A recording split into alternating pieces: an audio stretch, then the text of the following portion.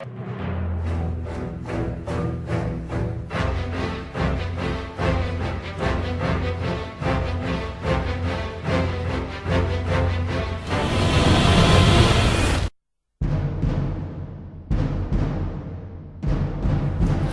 fans, Gojifan93 here, and welcome to day 27 of Godzilla-Thon 2014. Today we will be taking a look at Godzilla against MechaGodzilla. Alright, so, we are down to the last 3 movies until the new film comes out. Oh my gosh, guys.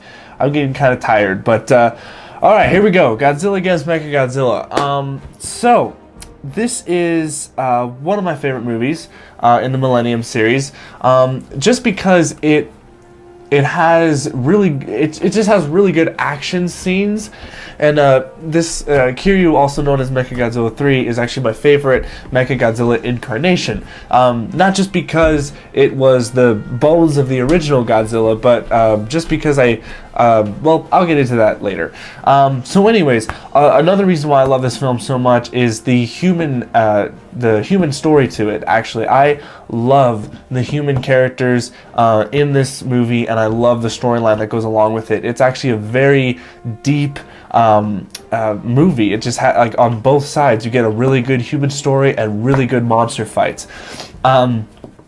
So obviously, this film is trying to be another reboot or some kind of film where it's like, okay, you know, the 1954 film was the original, and this is, you know, then it starts here. Everything else in between is forgotten or whatever. But I kind of, like I said in my previous one, I'm trying to see if I can connect each Millennium film with each other, and I kind of came up with the thought of, okay, well, in Megaguirus, Godzilla got sucked in the black hole, right? Or at least, you know, they thought he did, but apparently he didn't. But, like, let's say that he did, and then the GMK Godzilla came, which, you know, was the spirit, souls, or whatever, stuff like that. And obviously he got blown up and his heart was remaining at the end of the credits. So what if Godzilla regenerated and turned into this Godzilla? But I know that's like really far-fetched, and that's really stretching it, because this film is supposed to be a direct sequel to the 1954 film. It's supposed to be the reboot. It's not supposed to connect with anything else. But what is interesting is that in this movie they actually use some stock footage from Mothra and War of the Gargantuans, where they actually are talking about, you know, ever since Godzilla we've been attacked by other monsters. It's like a curse and stuff like that. So that's pretty interesting how they connected it with some Showa films, which I thought was pretty nice. But yeah, the human characters are really awesome. The main female protagonist, her name escapes me, but she's really good. The character has an awesome story arc. You know, she starts out as like, what happens is, it's kind of like what happened with Megaguirus. She was the main protagonist, and she made a mistake, or, well, this time it was a big mistake, where she like turned the tank. They were like shooting at Godzilla with maser tanks, and she turned the tank when her friends were backing up because Godzilla hit a cliff and rocks were falling it, so her friends were backing up the car so that they wouldn't get crushed. But what she ended up doing, she freaked out and she turned the tank and it hit the truck and it fell off the cliff, and then Godzilla stomped on it right in front of her. And so she, ever since that, she just became this closed, shut off from everybody, and she was, you know, she's just regretful of everything. She thinks everything was her fault and all that. But she has an amazing story arc where she, you know, she starts out as that, and then she turns into this very how do I want to say, a very cheerful person. You know, I mean, at the end, she's still kind of, you know, well, I hate Godzilla, because, you know, the ending shot is really amazing. But I'll leave you guys to watch that for yourselves. But yeah, I love the main character. She's awesome. The supporting cast is really good as well. Every character is very well fleshed out. I don't know, I really like the human element in this movie. It's just really good. Like, you actually care about the characters. And then Godzilla's badass as always. And then Kiryu's really badass. So obviously Kiryu, what they decided to do was, because they couldn't figure out what to do on how to take out Godzilla, they're like, okay, well, let's get the bones of the original Godzilla and make a cyborg or a robot out of him. And which once again, this is kind of changing up the formula. And I wanted to know what it would have felt like to be a Godzilla fan when this film was being made, how the fan reaction was when they found out that that it was the bones of the original Godzilla. I wondered like how it would be. I bet a lot of fans were probably like, two ways. Some fans were probably like, oh, that's amazing. Other fans were probably like, but also, it's kind of weird, though, is that if you do watch the original film, you can clearly see that Godzilla bones, they disappear. But in this one, they're saying that they stayed there, they picked it up, and then they made him.